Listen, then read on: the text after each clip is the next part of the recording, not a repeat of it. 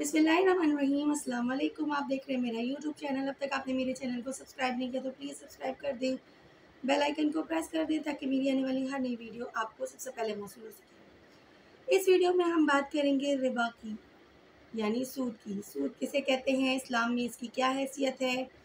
دنیا کے دوسرے ملکوں اور قوموں کی طرح عربوں میں بھی سودی لین دین کا رواج تھا، اور ہمارے یہاں کے سود خور مہاجروں کی طرح وہاں بھی کچھ سرمایہ دار کاروبار یہی کرتے تھے، جس کی عام مروج صورت یہی تھی کہ ضرورت مند لوگ ان سے قرض لیتے اور طے ہو جاتا کہ یہ رقم فلاں وقت تک اتنے اضافے کے ساتھ ادا کریں گے۔ پھر اگر مقررہ وقت پر قرض لینے والا ادا نہ کر سکتا تو مزید مہلت لے لیتا، اور اس مہلت کے حساب میں سود کی رقم میں اضافہ طے ہو جاتا۔ اس طرح غریب قرضدار کا بوجھ بڑھتا رہتا اور سود خور مہاجر ان کا خون چوستے رہتے۔ ظاہر ہے کہ یہ چیز اسلام کی روح سے اور اس کے مزاج کے بالکل برعکس تھی۔ اس لیے اسلام کی تعلیم اور ہدایت تو اس کے بالکل برعکس یہ ہے کہ غریبوں کی مدد کی جائے، کمزوروں کو سہارا دیا جائے، ضرورت مندوں کی ضرورت پوری کی جائے، اور یہ سب اپنی کسی دنیاوی مصلحت و منفعت کے لیے نہیں بلکہ صرف اللہ کی رضا اور آخرت کے ثواب کے لیے ہو۔ اللہ تعالیٰ نے اپنی کتاب قرآن مجید میں اور رسول اللہ صلی اللہ علیہ وسلم نے اپنے ارشادات میں جس طرح ام الخبائث شراب سے لوگوں کو بچنے کے لیے تدریجی رویہ اختیار کرنے کا فرمایا ہے، اسی طرح سود کے ظالمانہ اور لعنتی کاروبار کے رواج کو ختم کرنے کے لیے بھی اسی حکمت عملی کو استعمال کیا گیا ہے۔ شروع میں طویل المدت تک صرف مثبت انداز میں اس بات پر زور دیا گیا کہ اپنی دولت فی سبیل اللہ خرچ کرو، غریبوں کی مدد کرو، کمزوروں کو سہارا دو، ضرورت مندوں کی ضرورتیں پوری کرو، رحم، سخاوت اور ایثار جیسے اخلاق اپناؤ، کیونکہ تم بھی فانی ہو اور تمہاری دولت بھی فانی ہے، اس لیے اس دولت کے ذریعے آخرت کی ابدی فلاح اور جنت کماؤ۔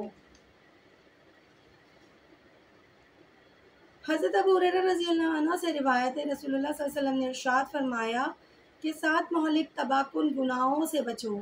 صحابہ نے عرض کی، یا رسول اللہ وہ کون سے 7 گناہ ہیں؟ آپ صلی اللہ علیہ وسلم نے ارشاد فرمایا، اللہ کے ساتھ اس کی عبادت یا صفات یا افعال میں کسی کو شریک کرنا، جادو کرنا، ناحق کسی آدمی کو قتل کرنا، سود کھانا، یتیم کا مال کھانا، اور اپنی جان بچانے کے لیے جہاد میں لشکر اسلام کا ساتھ چھوڑ کر بھاگ جانا، اللہ کی پاک دامن بھولی بھالی بندیوں پر زنا کی تہمت لگانا۔ صحیح بخاری اور صحیح مسلم۔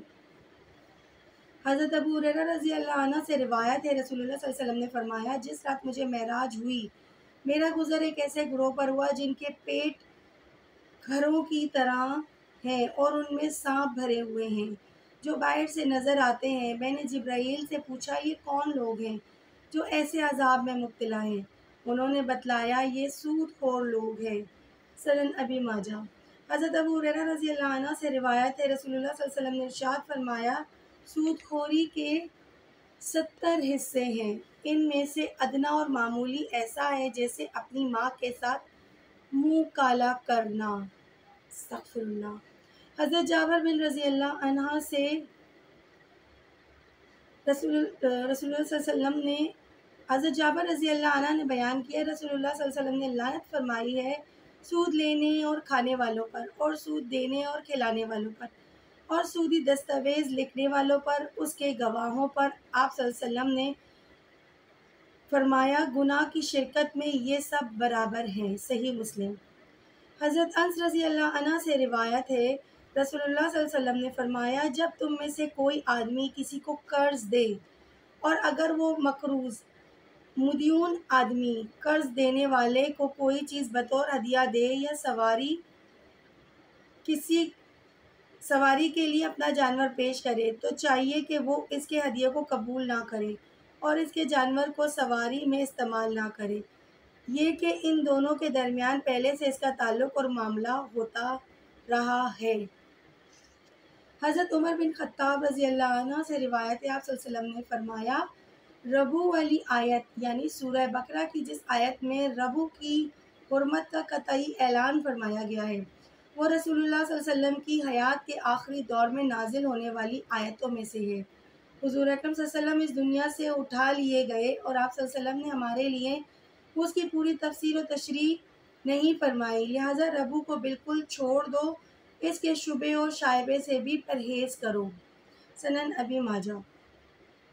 حضرت عبداللہ بن مسعود رضی اللہ عنہ سے روایت ہے، رسول اللہ صلی اللہ علیہ وسلم نے ارشاد فرمایا، اگرچہ کتنا ہی زیادہ ہو جائے لیکن اس کا آخری انجام قلت اور کمی ہے۔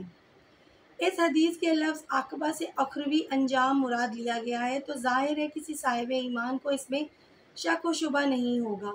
عالم آخرت میں پہنچ کر ہم سب دیکھ لیں گے جن لوگوں نے سود کے ذریعے اپنی دولت میں اضافہ کیا اور وہ یہاں لاکھ پتی کروڑ پتی ہو گئے، آخرت میں وہ بالکل مفلس کوڑی کوڑی کے محتاج ہوں گے اور ان کی دولت ان کے لیے وبال و عذاب ہوگی، جیسا کہ اللہ تعالیٰ نے قرآن پاک میں اور رسول اکرم صلی اللہ علیہ وسلم نے اپنے ارشادات میں اطلاع دی ہے۔ اگر حدیث کا مطلب یہ لیا جائے کہ سود کے ذریعے دولت خواہ کتنی ہی بڑھ جائے لیکن آخرکار دنیا میں بھی اس پر زوال آئے گا، تو ظاہر ہے اس میں شک اور کلام ہو سکتا ہے۔ لیکن اللہ تعالیٰ نے جن حقائق دیکھنے والی آنکھ دی ہے، یعنی جن کو اللہ تعالیٰ نے دیکھنے والی نگاہ دی ہے، انہیں اس میں کوئی شک و شبہ نہ ہوگا۔ بکثرت ایسے واقعات مشہور ہیں کہ ایک شخص سود کے ذریعے اپنی دولت میں اضافہ کرتا رہا اور وہ اپنے وقت کا قارون بن گیا، پھر کبھی اس شخص کی زندگی ہی میں اور کبھی اس کے بعد کوئی ایسا حادثہ رونما ہوا اور کوئی ایسی آفت آئی جس نے سارا حساب برابر کر دیا، اور کبھی کبھی تو وہ لاکھ پتی اور کروڑ پتی دیوالیہ اور محتاج ہو کر رہ گیا۔ اور یہ بات 100% مشاہدہ اور تجربے میں ہے کہ سود خور لوگ اس حقیقی راحت اور عزت و احترام سے یکسر محروم رہتے ہیں جو دولت کا اصل مقصد اور ثمرہ ہے۔ اس لحاظ سے یہ کہنا بالکل صحیح ہے کہ کوئی سود خور سودی کاروبار کے ذریعے خواہ کتنی ہی دولت پیدا کر لے لیکن وہ دولت کے حقیقی لطف اور ثمرے سے ہمیشہ محروم ہی رہتا ہے۔